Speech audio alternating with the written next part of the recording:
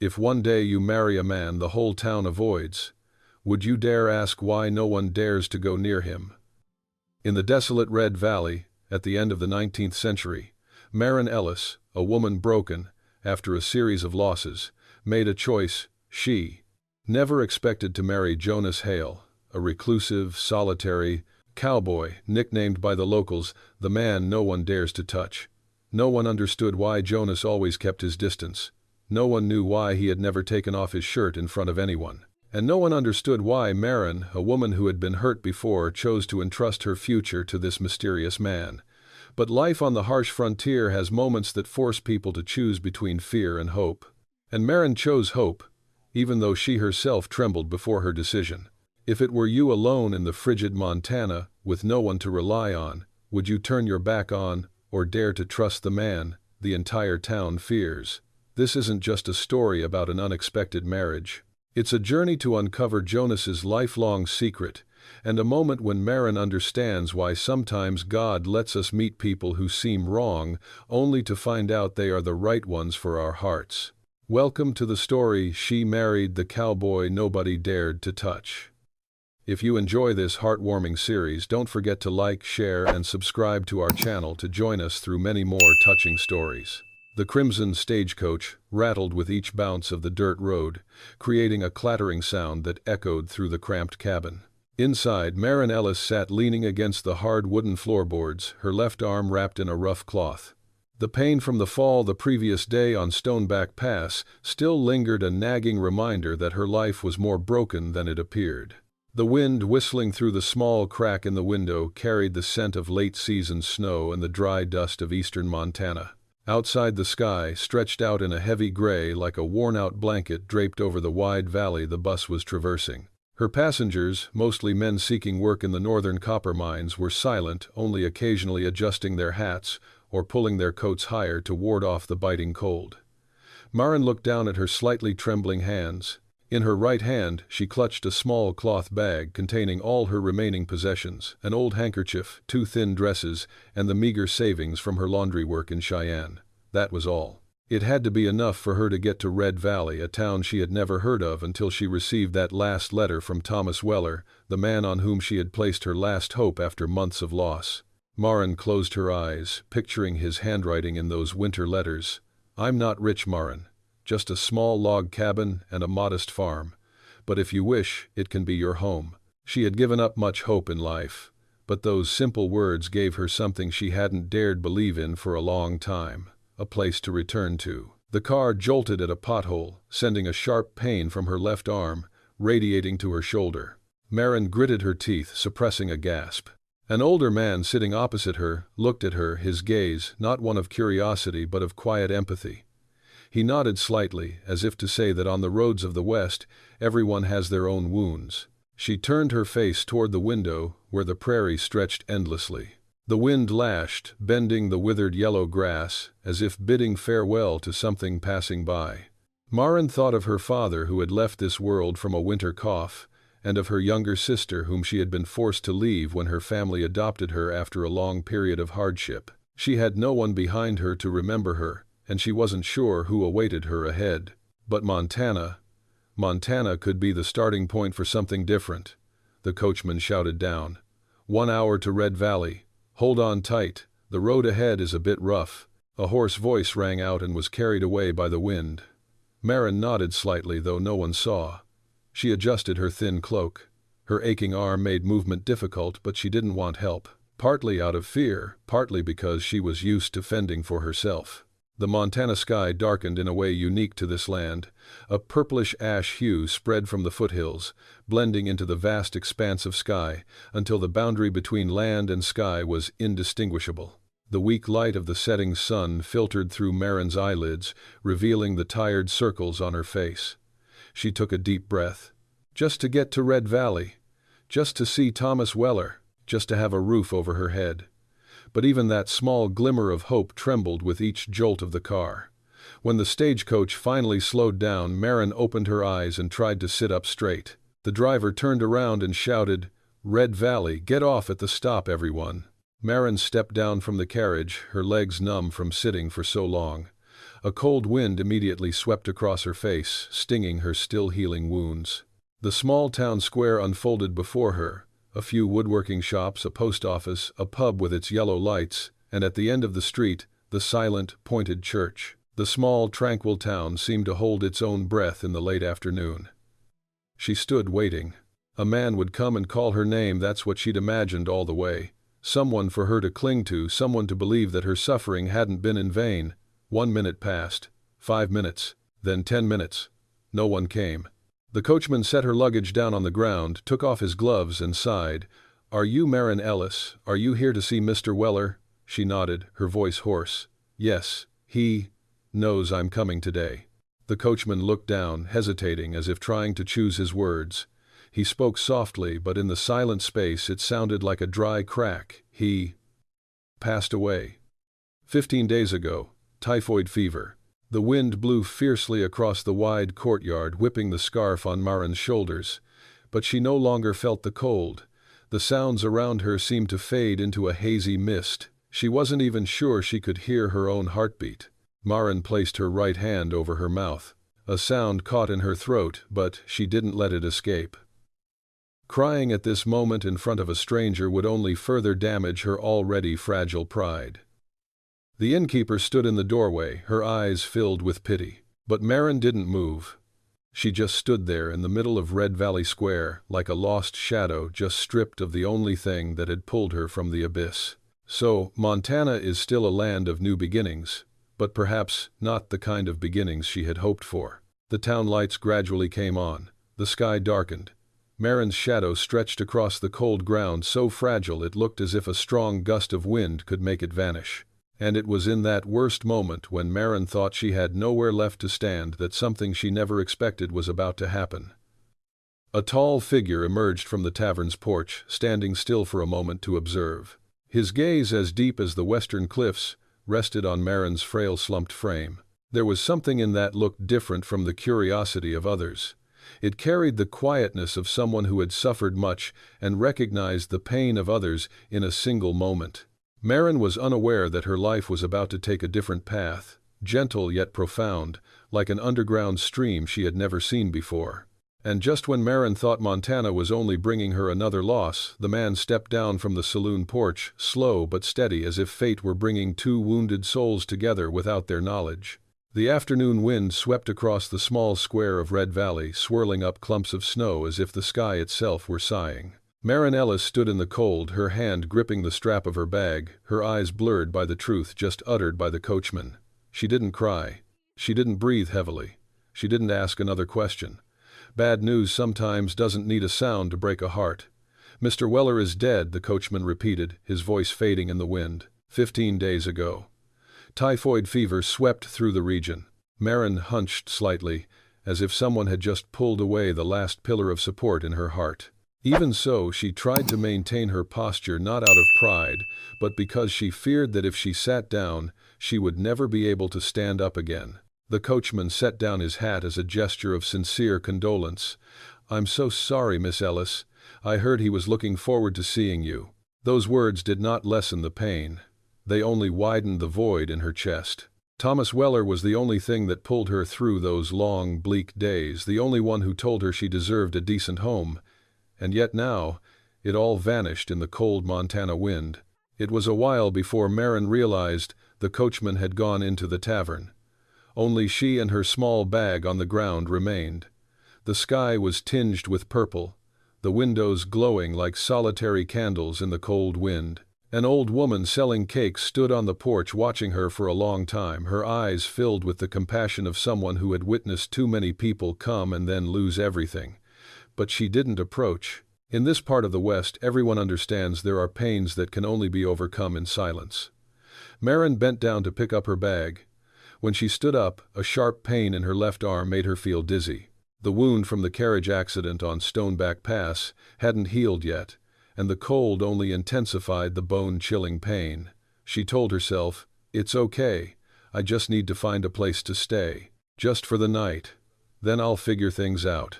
But after only 3 steps, she heard the creaking of the wooden door opening on the pub's porch. A tall figure clad in a dark brown leather coat emerged into the light. His black hair, streaked with gray, cascaded from beneath a wide-brimmed hat. Each step he took seemed to blend into the steady, soothing sounds of the late afternoon. He looked around, then stopped when he saw Maren. His gaze, deep, dark, and cautious, seemed right through the small figure, struggling to stand in the cold wind. He didn't ask curious questions, nor did he show any pity. He simply walked closer. "Are you looking for someone?" His voice was low and soft, like the sound of wood rubbing together in a warm, fire-filled house. Maren opened her mouth, but the words caught in her throat. She took a deep breath, trying to speak slowly. "I came to see Mr. Thomas Weller, but—" The man bowed his head slightly as if he already knew before she spoke. "I heard he passed away. Mr. Weller was a good man." The words were simple, unadorned, but they made her heart ache. He continued, his voice still as gentle as the valley breeze. "He mentioned you to everyone here. He said he was looking forward to a traveling companion stepping down from his carriage this winter." Maren turned away, afraid he would see her eyes welling up. The cold hit her face, but it was nothing compared to the trembling in her heart. "Now I don't know where to go," she said softly. The man was silent for a long time. The West produces people of few words. They only speak when necessary, and only speak truthfully. He buttoned his coat, then said softly, "Red Valley doesn't let anyone sleep outside on this windy night. You can rest in the inn next door. It will get colder when the moon comes up." He pointed to the 2-story wooden building a few steps away. A soft yellow light shone dimly through the dusty, frosted glass. But as Maren took a step, her legs trembled and she lost her balance. Her injured arm struck her chest, causing her to lurch to one side. Just as she was about to fall, the man reached out and caught her. His hand was large and warm, but his grip was very gentle, so gentle that it gave her the feeling he didn't want to hurt her, nor did he want to cross the line of respect. "She's not well," he said, not judging, just stating a fact. Maren tried to stand up straight, but her shoulders trembled. "Just a short break." He looked at her briefly, then nodded as if making a decision his conscience wouldn't allow him to ignore. "I'll take you to the inn. You don't need to say anything more." It wasn't a promise, but rather an old-fashioned form of humanity that the West still retains. When encountering someone weaker, one doesn't abandon them. He walked slowly, allowing her to catch up. Under the dappled yellow light, their shadows merged, one who had lost almost everything, the other bearing the quiet demeanor of someone who had endured much personal pain. When he reached the inn's door, he opened it, letting the warm light spill out into the night breeze. "Come in. I'll tell the innkeeper to prepare a room." Before entering, Maren paused and whispered, "I don't know your name yet." The man placed his hand on his hat and bowed slightly. "Jonas Hale," he replied. "I live on a farm south of Red Valley." His name echoed like a slow drumbeat in the deep purple sky. An unfamiliar name, yet one that carried a kindness she never expected to encounter on this bleak afternoon. Jonas looked at her for a moment, then smiled faintly like a wisp of smoke from a kitchen fire. "Don't worry. You'll have a roof over your head tonight. We'll figure things out tomorrow." He turned and walked away, his figure gradually disappearing into the darkness that was descending upon the valley. Maren stood by the cafe door, her hand on her chest. For the first time since arriving in Red Valley, she felt her heart wasn't completely empty anymore, even if only a tiny void like the yellow light filtering through the crack in the door on a windy night. And she knew. Montana may be a land of loss, but sometimes loss opens up a path we never imagined. And it was on that very night, as the Montana wind blew through the cracks in the inn's door, that another truth, more insidious, more profound, awaited Maren, as she first heard the name of the man who had caught her in the freezing square. Maren's first night in Red Valley passed in heavy silence. The small room contained only a narrow bed, a flickering stove, and a window overlooking the square. Even as the faint moonlight crept through the frosted glass, she couldn't bring herself to close her eyes. "Montana is so vast, and I'm so small." She remembered Jonas Hale's face when he caught her that afternoon. A face that had weathered more winters than she had, more losses than she had, yet his eyes still held something so enduring. Enduring, like the old timbers of the western ranches, standing firm no matter how much rain or wind they faced. The next morning, as Maren descended the wooden stairs to get some warm water to wash her face, She saw Jonas standing at the end of the hallway. He leaned lightly against the railing, his wide-brimmed hat shielding him from much of the early morning sunlight. He didn't call her name. He didn't ask if she slept well. Jonas just nodded his head the way a man from the West greets someone when he doesn't want to disturb them. She paused, pulling her coat sleeves tighter. "Hello, Mr. Jonas." He nodded, his voice low and earthy. "Miss Ellis. I came to see if you needed anything before the town starts its day." Maren lowered her eyes to the floor. "I'm fine. It just takes a few days to sort things out." Jonas didn't say she looked unwell, though he could clearly see it. He respected other people's self-respect, especially someone trying to stand firm. That's the old-fashioned Western kind of man, few words, but each word stands tall like a fence post in the wind. He looked down at her bandaged arm. "Are you in a lot of pain? I can handle it." Jonas tilted his head slightly. "Enduring it isn't always the best approach, Miss Ellis." His tone wasn't reproachful, but rather a reminder from someone who had walked that path before. He gestured for her to come along. "There's a doctor in town, but he's out on a visit today. However, if you'll allow me, I could take a look at that arm. I learned a few things from my father. He used to work with the local rescue team." Maren hesitated.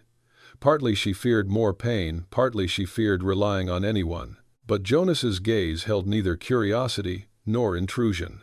It was simply the calm concern of a man accustomed to weathering storms while still retaining his compassion.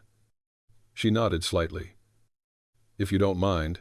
Jonas led her to the back porch of the inn, where there was a wooden table and enough sunlight to warm the night mist. He took a roll of clean cloth and some herbal ointment from his coat pocket, things that Western men often carried during the long winter. "Sit down," Jonas said softly. "I'll be careful." He began to remove the old cloth, covering her arm. Each touch was slow and deliberate, as if even a slight roughness would cause her more pain. Maren glanced sideways at him. Jonas's hands were large and rough, yet each movement was surprisingly gentle. The morning sun shone on his hair, lightening the strands already grayed by time. As he felt the swelling, Maren clenched her knees. "Does it hurt?" he asked, his voice so low it was barely audible to the wind. "Just a little." Jonas didn't believe it, but he didn't argue. "You're strong, Miss Ellis. But being too strong can sometimes be exhausting." He said that more like he was talking to himself. After carefully bandaging the wound, Jonas pulled up a chair and sat opposite her. "What will you be doing starting today?" Maren shook her head. I don't know. I have no reason to stay in Montana anymore. But I also have nowhere to go back to." Jonas looked directly at her. His gaze wasn't one of pity but of respect for someone trying not to give up. He spoke slowly, emphasizing each word as if placing a stone on the floor. "This West is a tough place to live, but it's also a place where no one is judged for their past. If you want to stay, Red Valley still has room for you." Maren was silent. She didn't dare dream about the future. She didn't dare believe that she deserved to start over again. Jonas stood up, adjusted his coat, and added, "I'll be around here. If you need anything, just say so." He lightly touched the brim of his hat as a greeting, then slowly descended the steps. He was large, but not at all heavy, like an old oak tree accustomed to withstanding the wind. Even after Jonas had gone, Maren remained still. Not because of pain, but because he had left a small warm space in her heart, even if only with a few words. Jonas's kindness wasn't the hasty kind, but the enduring kind. The kind of kindness you find in men born from the red earth, raised in the winter, and who understand that sometimes all it takes is a proper bandage to keep someone from collapsing. That morning, for the first time since arriving in Montana, Maren felt seen not as a burden but as a human being. As the sun began to rise higher, the prairie wind softened, and Maren sat silently, gazing at the white bandage on her arm. She thought she heard Jonas's voice again. No one in Red Valley has to stand alone. And that simple statement made Maren feel as if the Montana sky was a little less vast, a little less gray. Perhaps she wasn't entirely lost. And just as Maren thought, that morning's kindness was just a fleeting breeze in Montana. The innkeeper's wife hurried up the steps, carrying a rumor that was spreading throughout town, a rumor that concerned a man named Jonas Hale. The Red Valley morning passed so quietly that Maren could hear the sound of horses' hooves echoing from the main road, mingled with the rustling of the wind through the wooden fence. After Jonas left the back porch, she sat for a while longer looking at the fresh white bandage wrapped around her arm. There was something about the way he did that made Maren feel uplifted, not by strength but by a rare attentiveness from a stranger. In that moment she realized it had been years since anyone had touched her pain with such tenderness.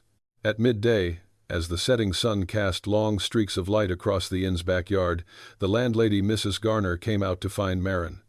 She held a cup of hot tea and placed it before her. "Drink this to warm yourself up," she said. "I heard Jonas say your arm needs a rest." Maren smiled softly in thanks, a strange feeling rising in her heart. Red Valley, though small and desolate, held people with hearts big enough to share a warm corner with a stranger like her. But the pain in her arm began to pulsate with each heartbeat. Perhaps it was because she had tried to use her arm too soon. As soon as Mrs. Garner left, a small sob escaped Maren's throat, causing her to sit down, her breathing ragged. And at that very moment, as if heaven and earth knew she needed someone, the most heavy but slow footsteps approached. Miss Ellis, Jonas's voice called from behind. She lifted her head, trying to hide the pain etched on her forehead. I'm fine, just a little tired." Jonas didn't answer immediately. He stepped closer, his eyes observing her arm as if he were reading an old but familiar book. "Let me see it again." He spoke in a tone that brooked no refusal, yet as gentle as the wind rustling through wooden planks. Maren didn't argue. She reached out her hand, knowing it would only cause her more pain. But for the first time in months she felt she didn't necessarily have to struggle alone. Jonas sat down beside her. He slowly, almost cautiously, unwrapped the bandage, making her heart skip a beat. The sunlight slanted down onto his hands calloused from a lifetime of farming, yet each finger moved with unexpected finesse. "When will it start hurting again?" he asked. "When I tried to lift the teacup." Jonas nodded slightly. "You shouldn't use your hands so soon. Her bones aren't in the right place yet." He placed one hand under her elbow to hold it steady, then used his other hand to touch the dislocated bone. The touch made Maren hold her breath slightly. "Maren." For the first time he called her by her name. "You'll have to bear some pain. But I'll do my best to be as gentle as possible." Listening to his voice, deep, firm and sincere, Maren suddenly felt an unusual calm. This was a feeling she had lost long ago, the assurance that someone wouldn't hurt her. Jonas took a deep breath and began to reset her bones. The pain instantly ripped through her arm like a hot knife. Maren gritted her teeth, her eyes blurring, but in that chaotic moment she clearly felt Jonas's hand holding hers. Firm, but not forceful. "Breathe evenly, Maren," he whispered. "You're doing great." His voice was like the gentle sound of a drum on a distant farm, helping her cling to reality as her pain reached its peak. She let out a gasp as Jonas finished adjusting the misalignment. He didn't let go immediately, but held on for a moment to let the pain subside.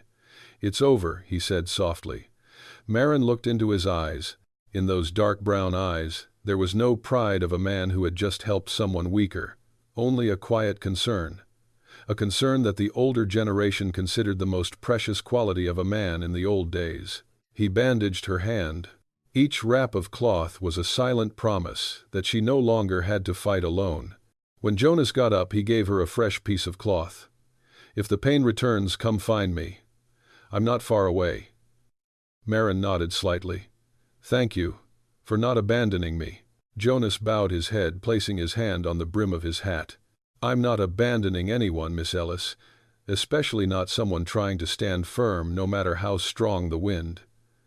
He turned to leave, but Maren called out, "Jonas." He paused, not turning his head immediately, a habit of a man who had lived long on the steppe. After a few seconds he looked back. "Yes," Maren pursed her lips, hesitating. "When you said, 'I did very well,' it's been a long time since anyone said that to me." Jonas fell silent, his gaze softening slightly, enough for her to feel she was no longer invisible. "Well then, it's time someone told her that again." He walked away, leaving Maren sitting there in the last rays of sunlight. But something within her had just changed. Not grand, not dazzling, just a small spark, but enough to dispel the darkness in her mind. For the first time since arriving in Montana, loneliness no longer consumed her. That afternoon, as the wind swept across the Red Valley prairie, carrying the scent of dry grass and melting snow, Maren realized that pain sometimes is where the first bonds are formed, and the man named Jonas Hale, perhaps his entry into her life, was not accidental. But as the sun set behind Montana's purple mountain ranges, Maren had no idea that her brief moment of peace was about to be shattered by rumors spreading like wildfire. Rumors not only directed at her, but also at the very man who had so kindly and carefully set her bones. The afternoon in Red Valley passed in the silvery purple hues of late winter. Maren sat by the inn window, watching the mist settle over the mottled wooden fences. In the distance, a few horses neighed, their echoes lingering, adding to the town's silence. The pain in her arm had lessened thanks to Jonas's proper bandaging, but deep down Maren felt something else that hurt even more, the fact that she had nowhere to go. She had bet everything on a future that would never come. Thomas Weller was gone. Her last remaining money was barely enough for a few nights' lodging. A job, no one in Red Valley knew her, and no one needed a woman from a faraway place with a half-healed arm. As those heavy thoughts weighed on my chest, there was a gentle knock on the door. "Miss Ellis." Jonas's voice was deep and resonant, like the familiar footsteps of winter. Maren got up and opened the door. Jonas stood there, his coat still dusty from the road, his breath carrying the scent of dry grass and cold wind, the smell of farms a few miles from town. "Is there something you need from me?" she asked softly. Jonas looked at her for a moment unhurried. He was the kind of person who only spoke when necessary. "Have you eaten anything this morning?" Maren shook her head. "I'm not very hungry." He immediately replied, "The truth is, you don't have enough money to starve any longer. I saw it in your eyes the moment you got out of the carriage." She looked down at her worn shoes. Jonas was right. And what hurt most was that he said it in a non-judgmental tone. Just a fact. He walked inside, standing a few steps away from her to maintain a respectful distance. "I have something I want to tell you." His voice was slow and steady, like a stone placed on the floor. Maren looked up, feeling uneasy. Jonas continued, "My farm is in the south of Red Valley. This whole winter it's just Luke and me around the house. Spring will be busy. I'll need someone to take care of the household chores my older sister left behind." He looked straight into her eyes. No avoiding her gaze, no beating around the bush. "If you want, you can come and stay there for a while. Housekeeping, laundry, cooking a few simple meals. I'll take care of the rest." Maren froze. The offer came as such a surprise. She shook her head slightly as if in self-defense. "I can't accept such kindness. I don't want to be a burden to anyone." Jonas frowned, not out of annoyance but because he saw that she was so exhausted that she had erected the barrier herself. "You've misunderstood," he said. "This isn't charity." He lightly touched his hat, a habit of people from the West when they want to say something sincere.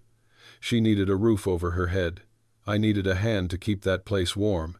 It's nothing unusual here in the West. Just two people, standing up together. Maren's heart sank. It wasn't a marriage proposal.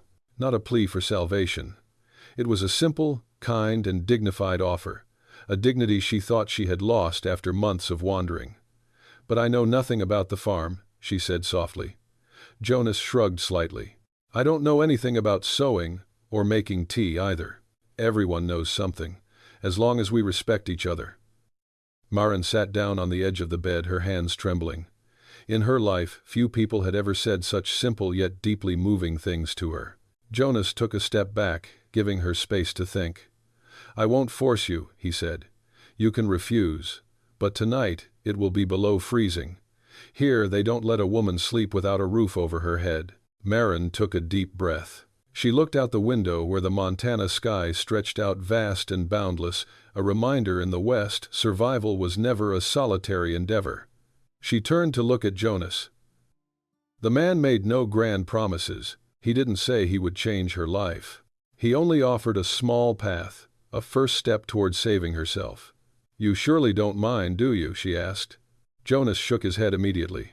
"No, my house has room. The farm needs people. Luke needs a presence, warmer than mine." He gave a very small, rare smile, fleeting like the last rays of sunlight at the end of the day. Maren realized she had nothing left to lose. But if she went with Jonas, perhaps she would have something to rebuild with. After a few seconds that felt like an entire winter, she nodded slightly. "If you don't mind, I'll go."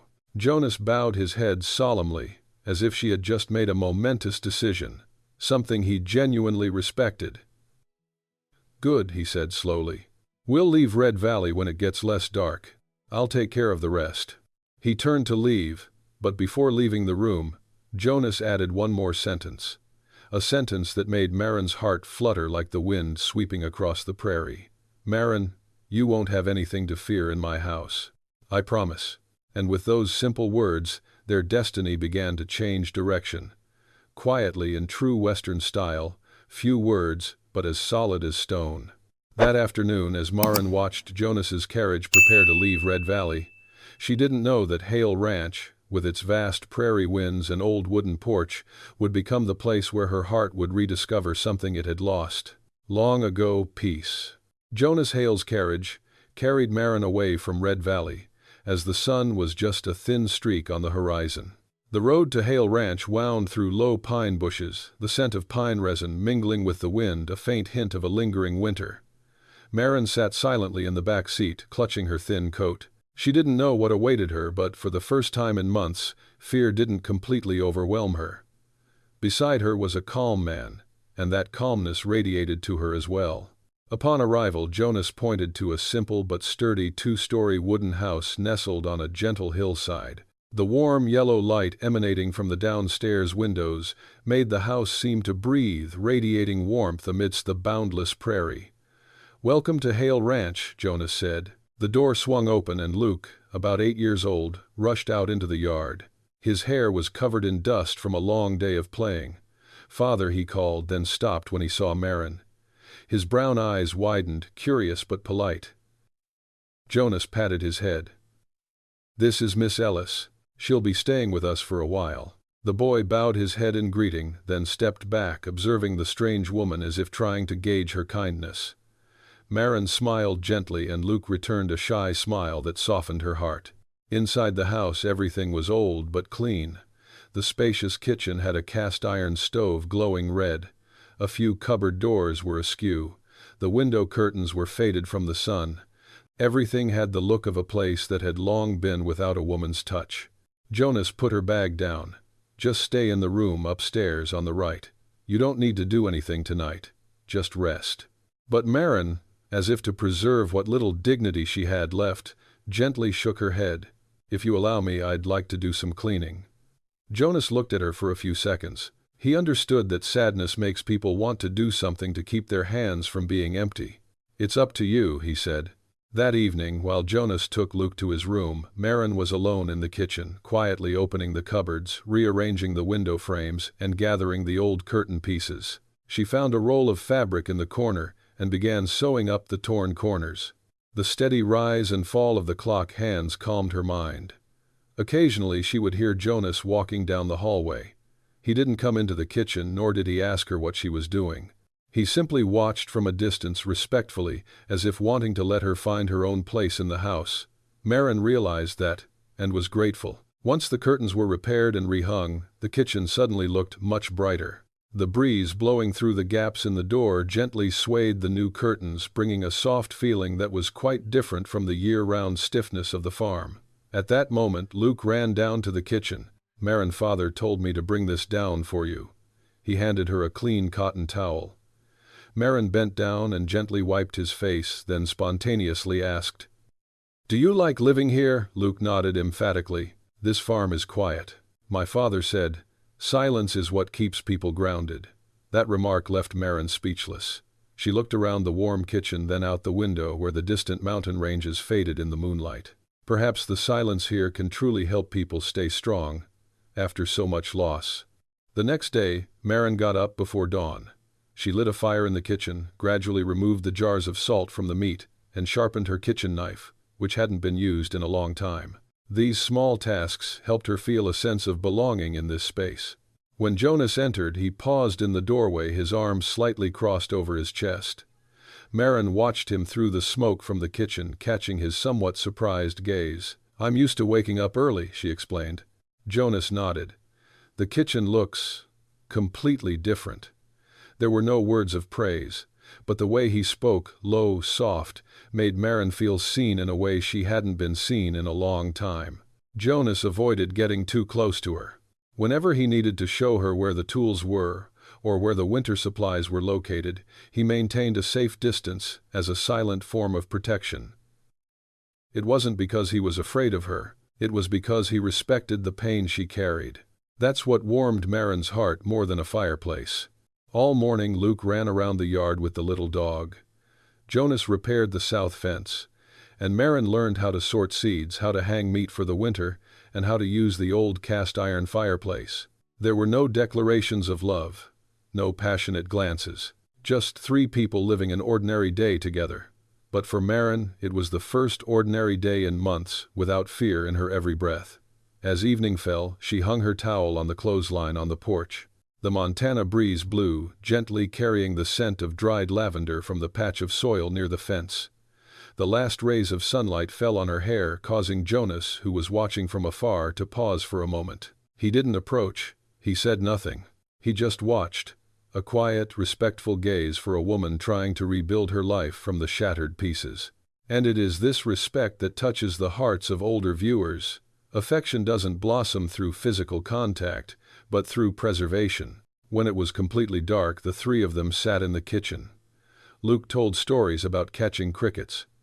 Jonas listened occasionally, smiling. Maren watched them, the firelight, illuminating their faces, making the scene look like a painting she never imagined herself in. And at that moment, she understood. A new life begins with small things: a tidied kitchen, a patched curtain, a nod from a quiet man. It didn't heal immediately, but it gave her hope. Perhaps she still had a place to belong. But just as the warmth of Hale Ranch began to seep into the emptiest corners of Maren's heart, the first whispers in town started to surface, light as a breeze, but enough to make her recently calmed heart sink slightly. The first evening at Hale Ranch ended with a simple meal: toasted cornbread, fried bacon, and some leftover stewed vegetables from the fall. Jonas ate little, Luke ate a lot, and Maren only nibbled out of politeness. But what surprised her most wasn't the dinner but the tranquility of the log cabin. No one spoke much, no one told her what to do, no one demanded anything from her. The only sounds were the wind blowing through the distant feather ridge and the crackling of wood in the fireplace. When the dishes were cleared, Jonas took a thick book from the wooden shelf.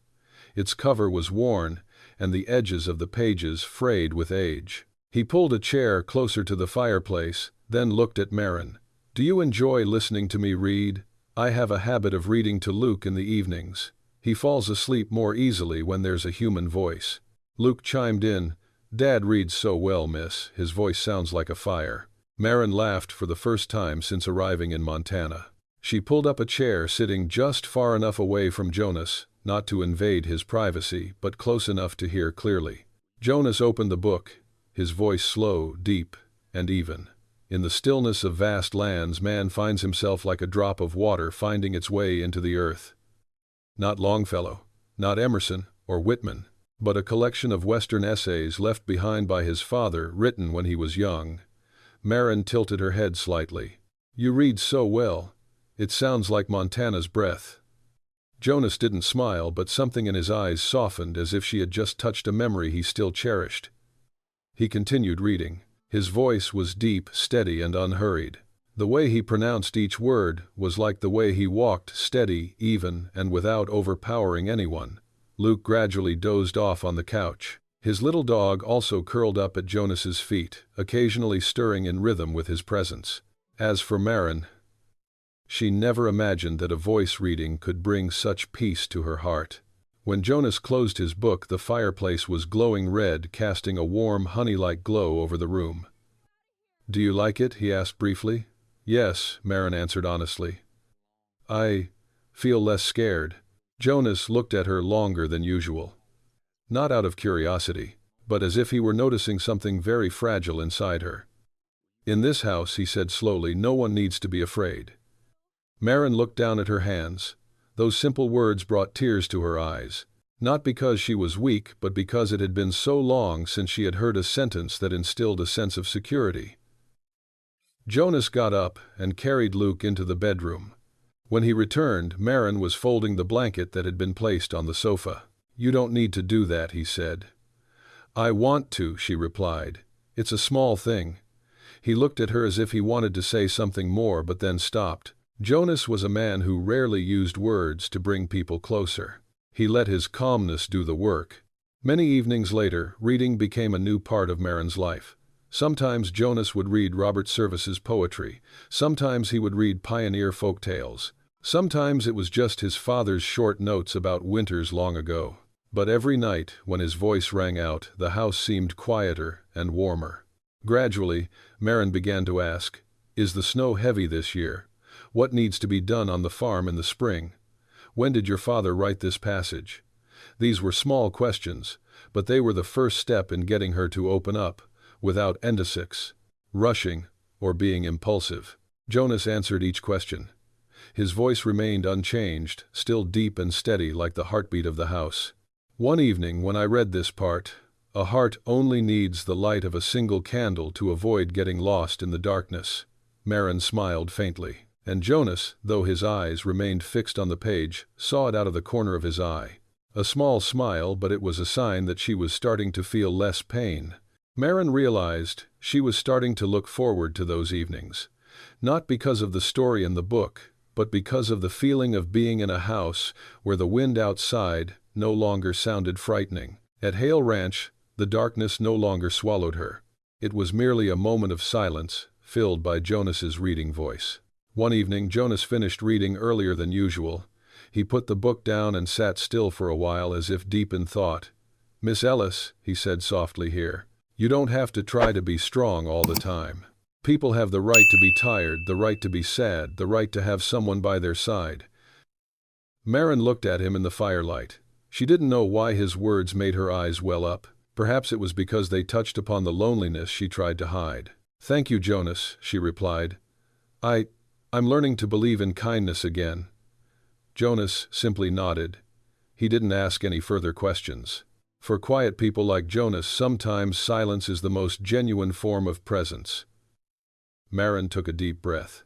Tonight, for the first time, she felt truly at peace. But as evenings of reading began to become a familiar warmth in the cabin, the outside world was not standing still. And soon whispers from the town as light as a spring breeze would reach Hale Ranch, placing Maren in the most difficult choice she had made since arriving in Montana. Reading evenings had become a warm, comforting habit at Hale Ranch. But in Red Valley, rumors often travel faster than the prairie wind, and sometimes they reach people at their most peaceful moments. One late winter morning, Maren went down to town to buy salt and some flour. The snow had melted, revealing the dark ground mud clinging to the wheels of the horse-drawn carriage and the shoes of passers-by.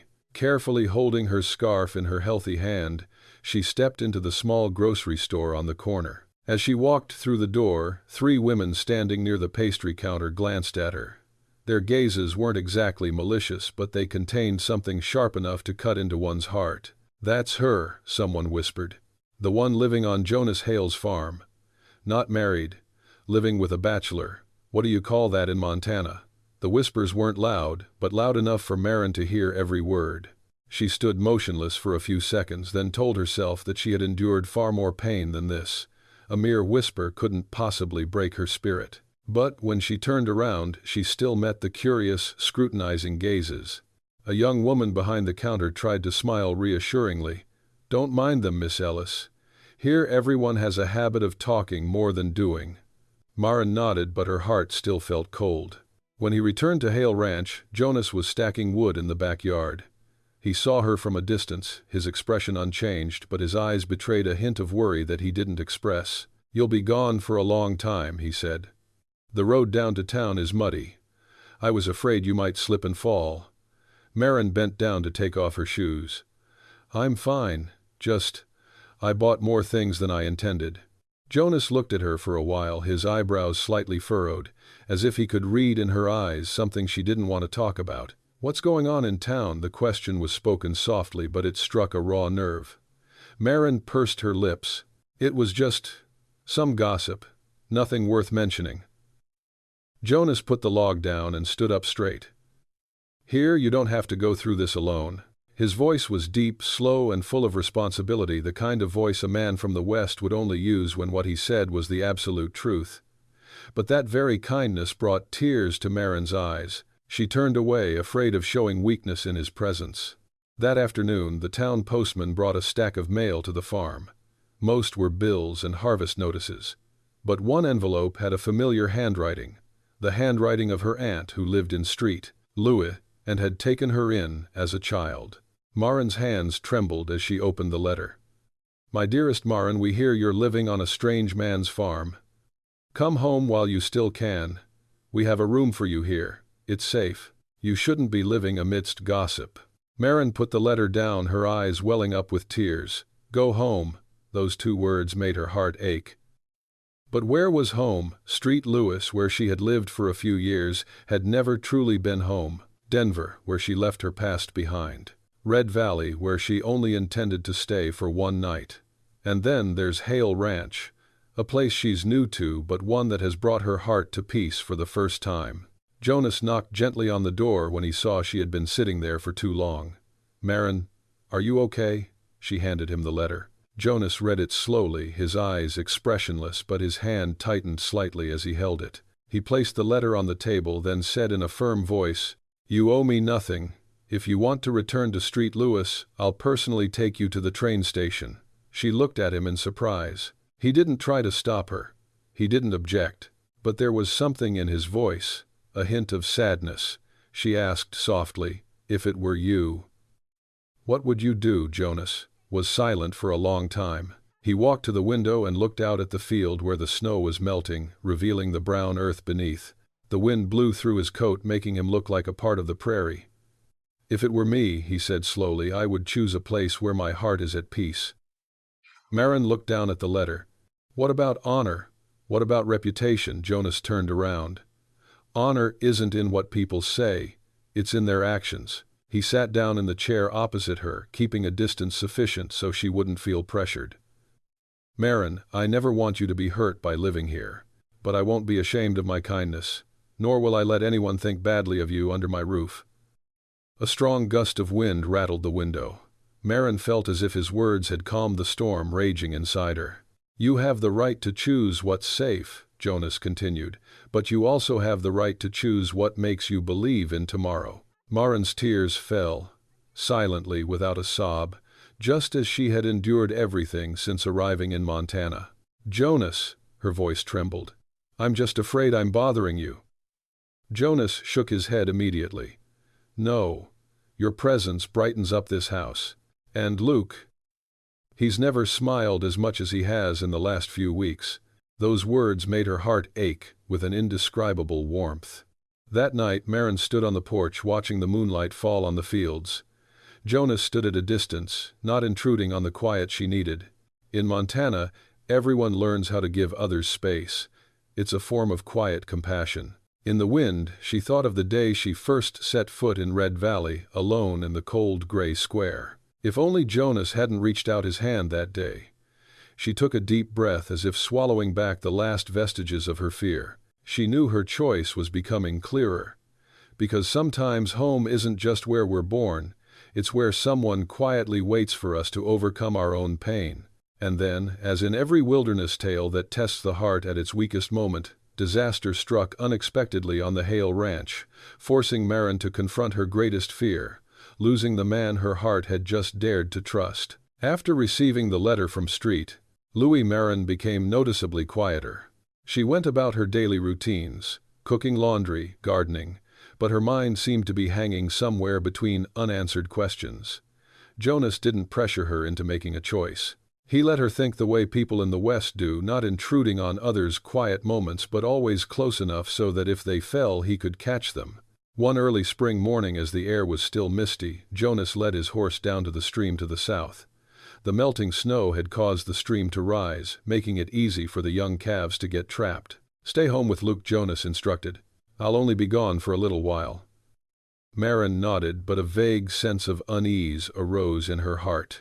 She watched his figure disappear behind the pine trees, wondering why such an ordinary trip could make her feel so uneasy. Around midday, the wind changed direction, carrying the chilly scent of melting water. Luke was playing in the yard when he heard a horse neighing very close by, a rapid and unusual sound. "Miss Maren," the boy shouted. "It's Blaze, my father's horse." Maren ran out onto the porch. Blaze galloped through the gate without Jonas on its back. The saddle was askew. Water droplets still clung to its mane. At that very moment, Maren felt a chill run down her spine. She didn't need anyone to tell her. She knew something had happened. "Luke, stay inside," she said quickly, her voice choked. "Don't follow me," she grasped. Blaze's reins climbed onto the saddle with her uninjured arm and spurred the horse south. The wind lashed against her face, stinging, but fear consumed everything.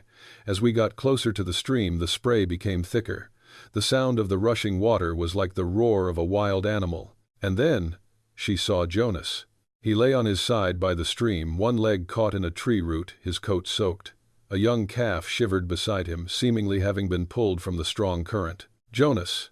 Maren nearly fell off her bike as she ran towards him. He opened his eyes, forcing a weary smile. "Maren, you arrived so quickly." A long gash ran from his temple down to his cheekbone, the blood mixing with the water to form a faint red streak. She knelt beside him, her hands trembling as she touched his cold face. "Oh, Jonas, if only I had arrived later." He winced as he tried to move. "Don't worry, I've fallen worse than that before." She almost burst into tears. Not because of the wound, but because of the thought, just a little more, and the quiet man who had protected her all this time might have left her life forever. She carefully lifted his head. "You're seriously injured. Let me take a look." Jonas looked at her through his half-open eyes, weak but still maintaining his usual composure. "I didn't know you cared so much about an old farmer like me," he said softly. That simple sentence, spoken in a breathless, half-joking, half-serious tone, made Maren's tears roll down his cheeks. "How dare you joke at this time?" she whispered. Jonas gently touched her wrist. "Because I'm still alive." She choked up, then took a deep breath to calm herself. "Let me take you home. You can't let yourself die out here, Jonas Hale. Not after everything you've done for me." Jonas closed his eyes for a moment as if gathering his strength. "Okay, I'll listen to you." Lifting Jonas onto the horse wasn't easy. Her injured arm could only use half its strength. But in moments when people truly fear losing someone, they are stronger than they think. As Blaze drove them both away from the stream, Maren held Jonas tightly in front of her, feeling his body as cold as snow. Her heart ached. If he doesn't make it, if she loses him, as she lost Thomas Weller, if life takes away another good person. She bit her lip until it bled to keep herself from panicking. Upon arriving at Hale Ranch, Maren laid Jonas down on the couch. Luke rushed over, his face pale. "No, it's all right, son," Jonas said, though his voice was so weak it was barely audible. "I just fell a little." Maren dipped a cloth in warm water and cleaned his wound. Her hands trembled so much that water dripped onto the floor. Jonas looked at her, a tired but gentle smile on his face. "Maren, are you trembling because of the cold, or because you're worried?" She paused, then whispered softly, "Both." He closed his eyes and sighed. "Just think, a guy like me causing you worry. I can't believe it." She placed her hand on his, not to comfort him, but to keep him grounded in reality. "Jonas, never think you're unimportant," she said. "You have become the most important thing here." The room was silent. Only the crackling of the fire in the hearth could be heard. Jonas opened his eyes and looked at her, his gaze so gentle it was like an inaudible whisper. After bandaging him, Maren sat beside him until nightfall. She watched him sleep, his breathing returning to normal, and her heart for the first time confessed what her mind had tried to deny. She was afraid of losing him, because she had begun to fall in love with him. A love that is not loud or impulsive, a love like the fire in a hearth, slow, steady, warm, and steadfast. And it was during those days when Jonas was recovering from his injuries that an unexpected door opened for Maren, bringing news she had never dared to imagine. News that would change her position, the future of the farm, and even their relationship. Jonas had to rest for days after his fall by the stream. Every morning Maren changed his bandages while Luke helped burn firewood and prepare warm water. The atmosphere in the log cabin was soothing, both warm and fragile. One rare clear afternoon, as sunlight streamed through the windows in long golden streaks, the sound of horse hooves stopping on the porch could be heard. This was followed by a firm but polite knock on the door. Luke ran ahead, followed by Maren, who was still wiping the table with a cloth. Standing at the door was a man in a thick coat, his collar covered in snow, holding a leather briefcase. His salt and pepper hair and serious expression suggested he wasn't just passing by. "Excuse me," he said. "Is this Hale Ranch?" Maren nodded. "Yes." "How can I help you?" The man took off his hat and bowed slightly. "I am Ezekiel Carter, a lawyer from Helena. I've come to see Miss Maren Ellis." Maren was startled when her name was called. Her heart instinctively tightened. She couldn't understand what could have driven a lawyer over 100 miles to this remote place. "I'm Maren Ellis," she replied, her hand gently tightening its grip on her scarf. Ezekiel Carter opened his briefcase and pulled out several carefully sealed papers. "Miss Ellis, I'm here on behalf of the law firm of Weller & Sons. We've been notified of the death of Mr. Thomas Weller, with whom you had a documented legal relationship." Maren paused.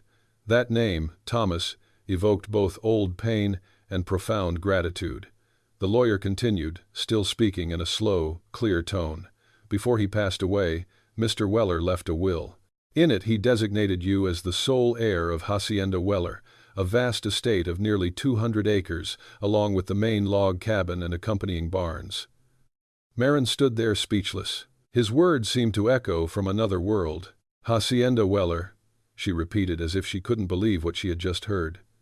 Attorney Carter nodded. "Yes, Miss Ellis. In his will he clearly stated that you were the only person he believed could preserve the place.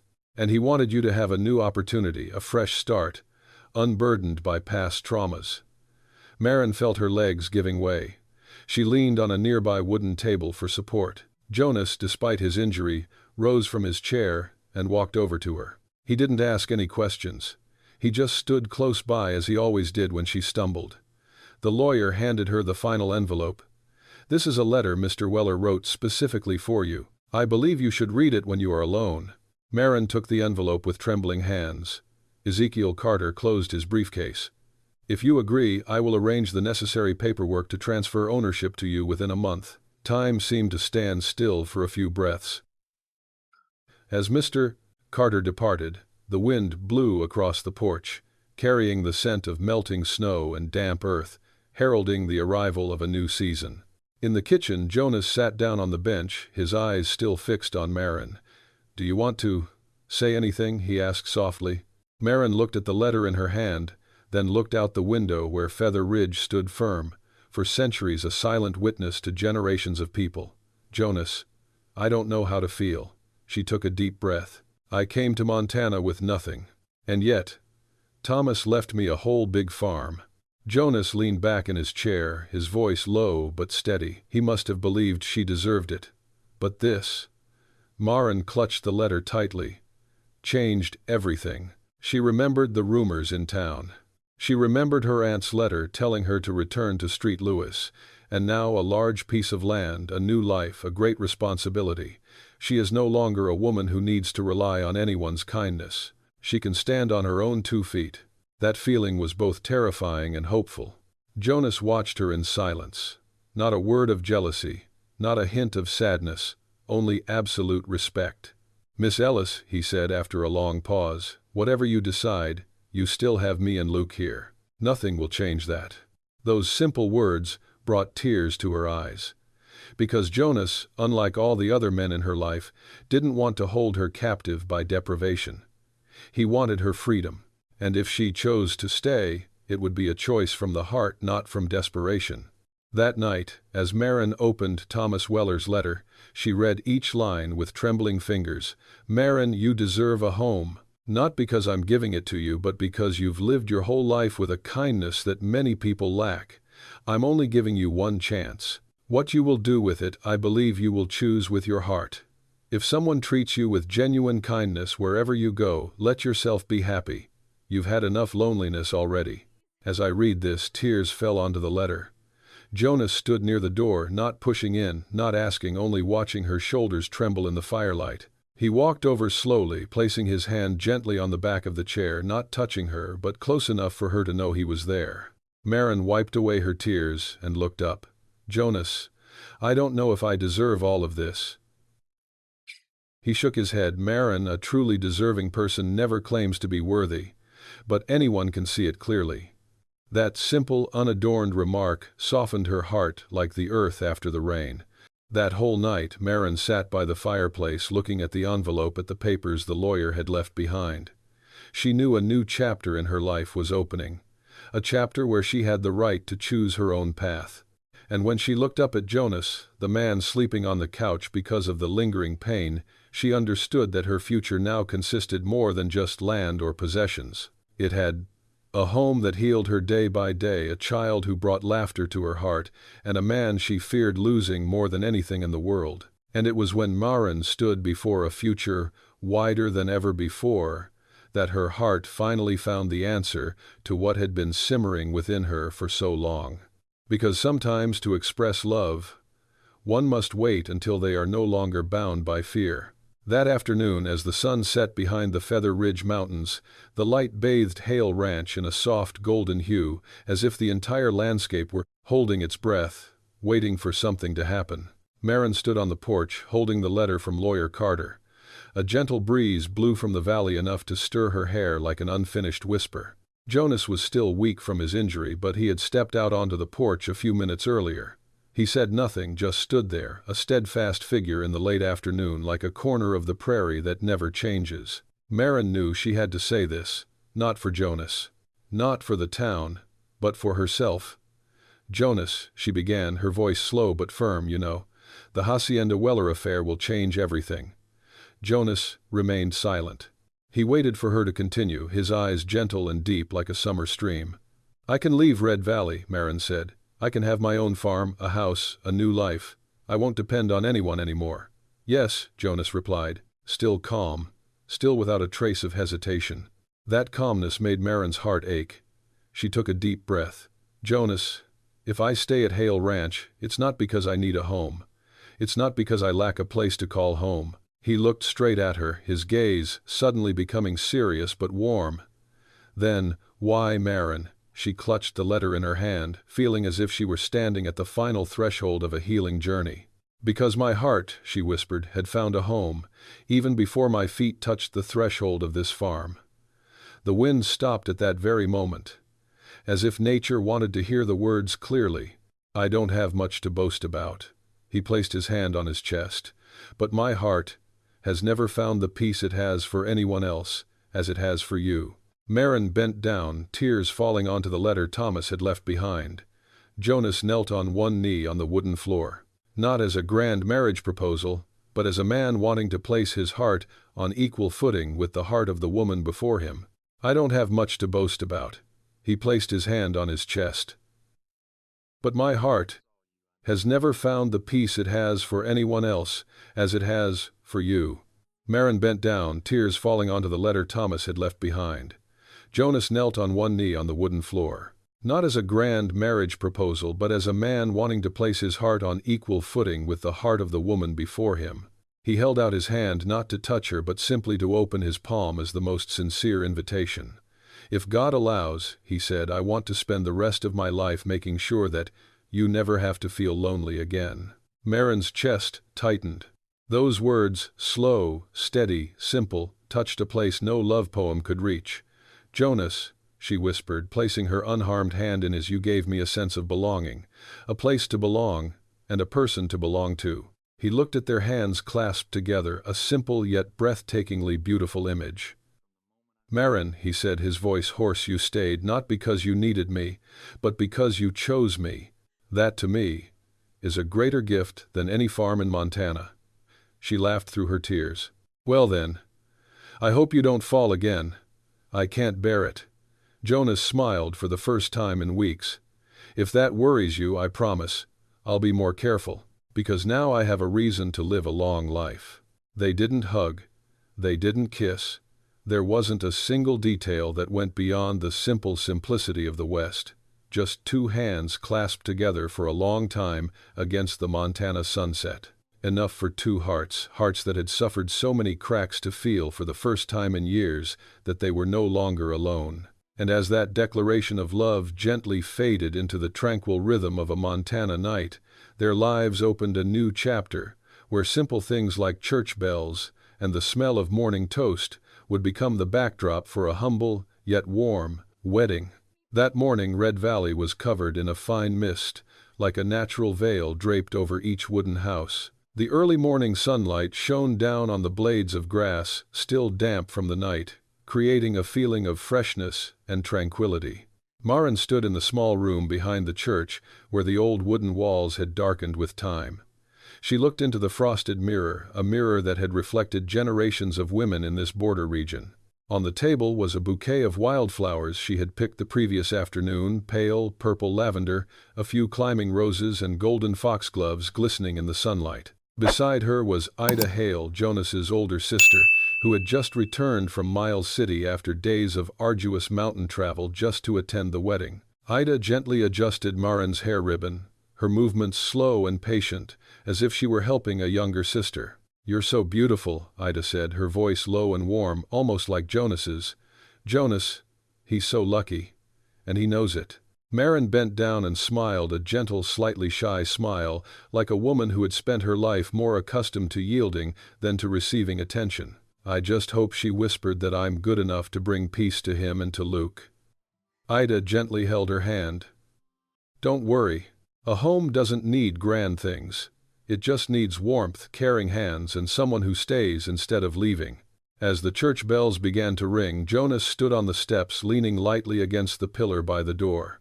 He wore an old brown suit, the jacket neatly ironed but still bearing the marks of time, a simple, genuine beauty. When he saw Maren come out, he almost held his breath. She wasn't as glamorous as city brides. No long veil, no expensive jewelry. Just a simple cream-colored dress that Ida had mended a few torn seams in.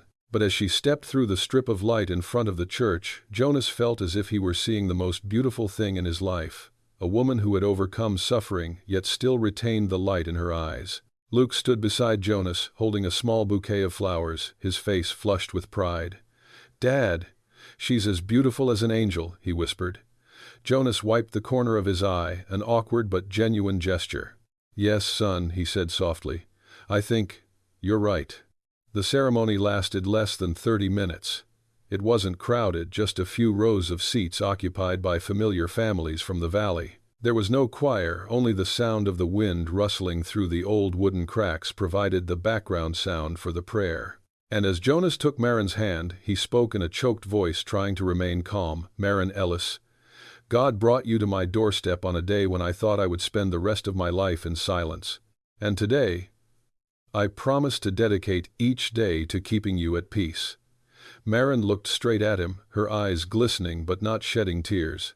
"Jonas Hale, I didn't come here to find a home but to find someone who would listen to my heart. And I found that in you." The priest smiled kindly. "My children," he said, "may God bless the journey you have chosen together." When the congratulations were over, Luke ran up to give Maren the bouquet of flowers, then hugged his father in innocent joy, making everyone laugh.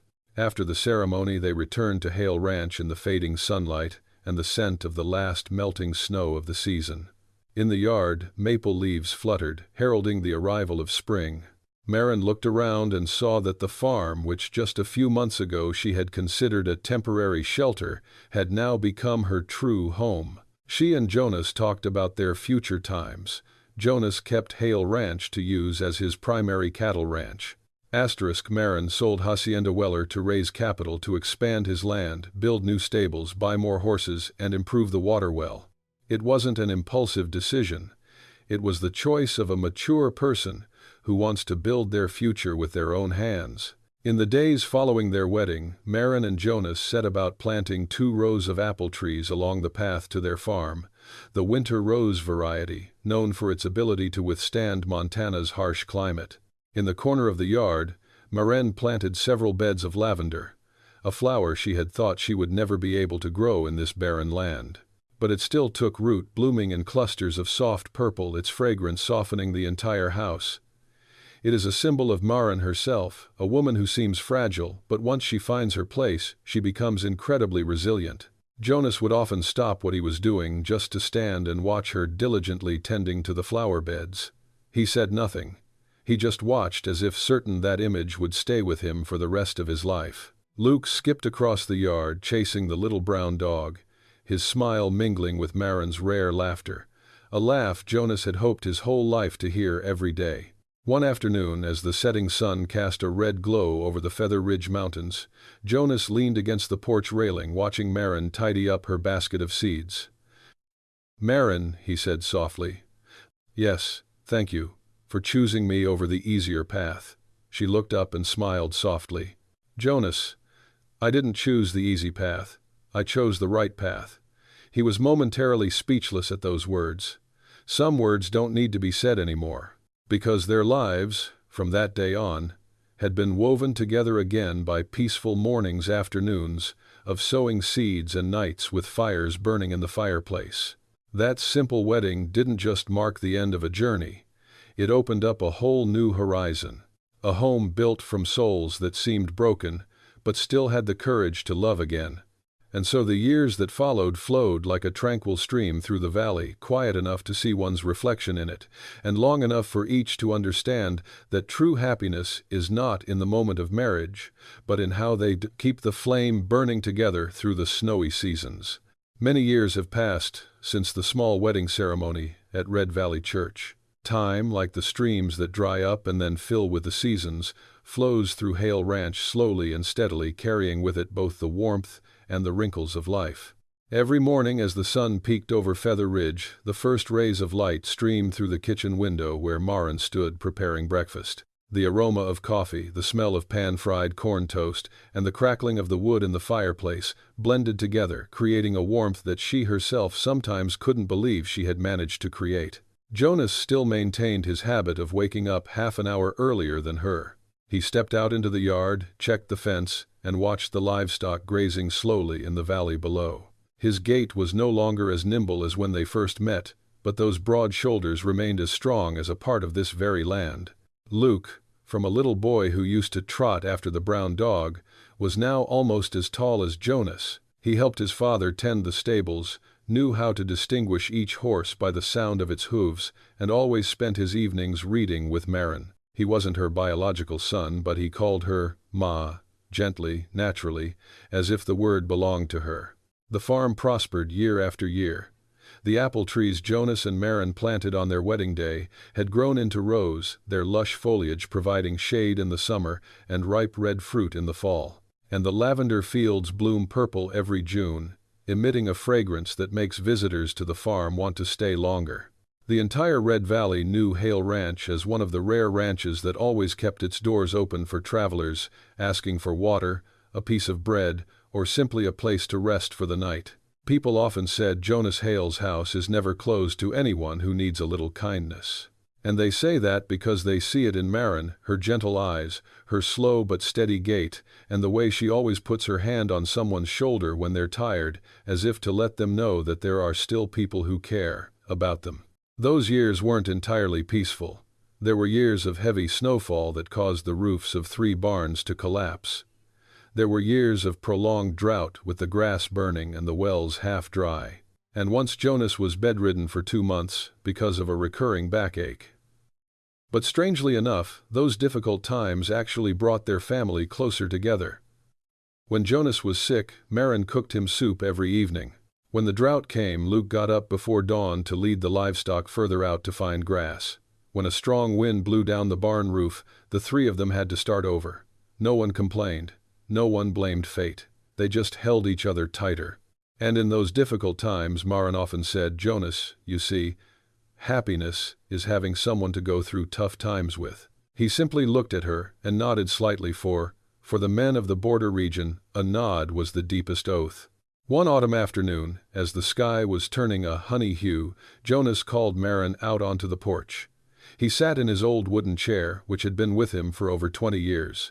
In front of him lay a small pine box, carved with the image of 2 intertwined lavender branches. "This," Jonas said slowly, "is for you." Maren gazed at the box, her heart slowing to the rhythm of the surrounding hills. She opened the lid. Inside was just an old bone splint, the one she used to stabilize her arm in the early days of meeting Jonas, back when she thought of herself as just a passerby, never daring to dream of anything lasting. "Jonas, why do you keep this?" she asked, her voice trembling slightly. He looked out at the field in front of him where the sun was setting. "Because that was the day God sent her to my door," he said. "The day I knew I had found the missing piece of my life." Maren smiled through tears as light as mist. "And just think, Jonas, a single broken arm fixed my whole life." He turned to look at her, his eyes filled with a tenderness that time could not erode. "You don't know, Maren," he said softly. "You've cured me more than I've cured you." Years later, Red Valley still spoke of Hale Ranch as one of Montana's most welcoming homes. The children of the valley grew up surrounded by Maren's laughter. Experienced men came to learn from Luke how to read water signs and wind direction. Widows found refuge there when life became too difficult. And each evening, as the fire in the fireplace blazed, illuminating the wrinkles around Jonas and Maren's eyes, they would sit together, no words needed, just the warmth of each other. Because they know that happiness doesn't lie in brilliant moments, but in ordinary days when there's someone to share them with. Finally, one summer evening, as Maren watched the sun set behind the mountain peaks, she understood.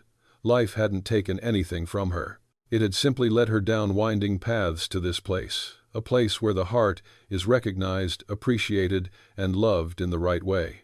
Jonas walked over and draped the woolen scarf over her shoulders. "Maren," he said, "look, the sunset today is as beautiful as our wedding day." She smiled, leaning against his shoulder. "No, Jonas, you look even better today, because we've been together for a long time." Before them, the Montana sky glowed red, then gradually turned purple, the characteristic color of late-blooming but enduring love. And perhaps for hearts that have suffered many cracks, happiness doesn't come like a great storm but like a Montana sunset, slow, gentle, yet warm enough to be unforgettable for a lifetime. The story of Maren Ellis and Jonas Hale reminds us that happiness doesn't always come from glamorous things. Sometimes it begins with a broken arm, a makeshift roof over your head, or a person whom society has never truly understood. From their journey we learn three profound things. 1. Quiet acts of kindness have a more powerful healing effect than any flowery words. Jonas didn't save Maren with grand promises, but with small, consistent actions, day after day, month after month. 2. A person's worth is not measured by their past or prejudices. The cowboy everyone feared turned out to be the kindest person in Red Valley, and Maren, once a wounded woman, became the heart and soul of their home. 3. The most beautiful love is the love that comes from freedom. No one saved anyone. They simply walked alongside each other, supported each other, and chose each other every day, even though life wasn't easy. If each of us could treat others with a little more gentleness, just a little, perhaps the world would be a much lighter place. Thank you for taking the time to listen to today's story. If you felt comforted or found some hope for yourself, please like, share, and subscribe to the channel so we can bring you more healing journeys. Hopefully one day amidst this vast world you too will find your own Hale Ranch.